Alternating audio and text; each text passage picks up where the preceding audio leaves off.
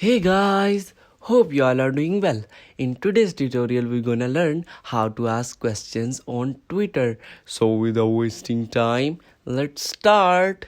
So, first of all, I would open my Twitter application. So, after opening my Twitter application, I will tap on blue plus icon or button, tap on blue plus button right here.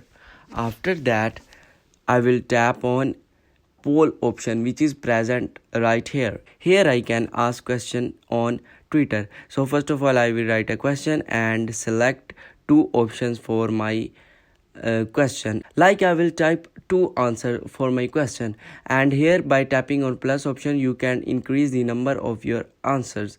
So here we go.